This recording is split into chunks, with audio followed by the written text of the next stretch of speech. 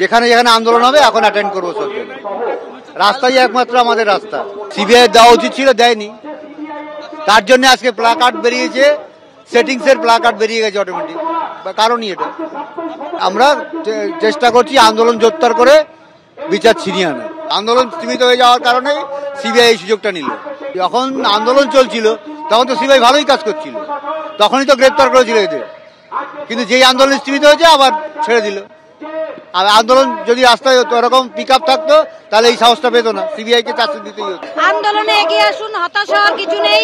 আন্দোলনই একমাত্র রাস্তা বিচার ছিনিয়ে আনার। দুজনকে তো ভরসা করতেই হবে, তাই সিবিআই কে ভরসা করছি। বলেছে আমরা চার্জশিট দিতে পারিনি, 90, আমাদের আরো তদন্ত বাকি, তাই আমরা দিইনি, দিয়ে দেবো কয়েকদিনের মধ্যে।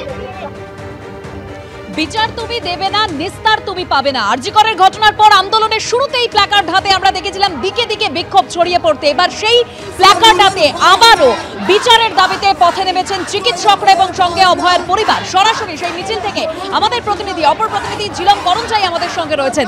ঝিলম,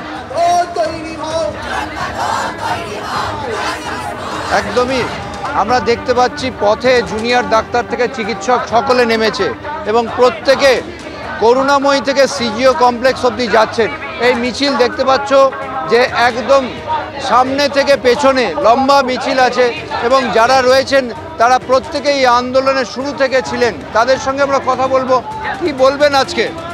খুবই হতাশ লাগছে, খুবই ক্ষুব্ধতা মনের মধ্যে রয়েছে। মানুষ যাবে তো যাবে কোথায়?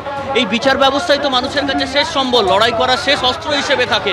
সেই জায়গায় দাঁড়িয়ে যদি এরকম বিচার ব্যবস্থাটা প্রহসনে পরিণত হয় তাহলে মানুষ কোথায় কোথায় যাবে আর কোথায় গিয়ে তার আস্থার জায়গা খুঁজে পাবে? খুবই অবাক লাগছে, হতাশ লাগছে, ক্ষুব্ধ লাগছে। মনে হচ্ছে ঘেন্না হচ্ছে নিজেদের সমাজ ব্যবস্থার ওপর। এই মানুষগুলো আবার যখন ছাড়া পেয়ে আমাদের সাথে একই পথে হাঁটবে, একই স্বাস্থ্য ব্যবস্থার সাথে যুক্ত হবে, তখন দুর্নীতির মাত্রা আরও কত না জানি তীব্র হবে। আবার একটা দ্বিতীয় অভয়ার অপেক্ষা করতে হবে। এই অন্যায় আমরা মেনে নেব না, আমাদের আন্দোলন আরও তীব্র হবে। অন্যায় তারা মেনে নেবেন না এবং তারা এইভাবে পথে থাকবেন। আমরা দেখতে পাচ্ছি যারা অনশন করেছিলেন একটা সময়, যারা আন্দোলনে সোচ্চার হয়েছিলেন, তারাও পথে আছেন। তাদের সঙ্গে কথা বলবো। আজকে আপনারা আবার পথে নামতে বাধ্য হয়েছেন, তো কি বলবেন আপনারা?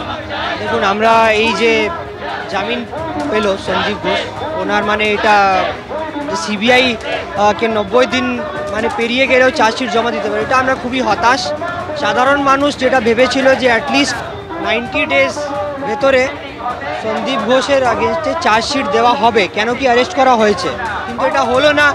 আর একটা মানে লুপ হোল যেটা আমাদের জুডিশিয়ারি সিস্টেমে আছে সেটা মানে বেরিয়ে আসলো, যে যারা প্রভাবশালী মানুষ তারা এটা ইউজ করে এরকম করতে পারে। প্রভাবশালীরা তারা আইনকে ব্যবস্থা নিতে পারেন, ব্যবহার করতে পারেন। দেখতে পাচ্ছি মিছিল, লম্বা মিছিল এবং সামনে থেকে পেছনে জুনিয়র ডাক্তার থেকে শুরু করে সিনিয়র ডাক্তার, নার্সিং, স্বাস্থ্যকর্মী সকলে রয়েছেন।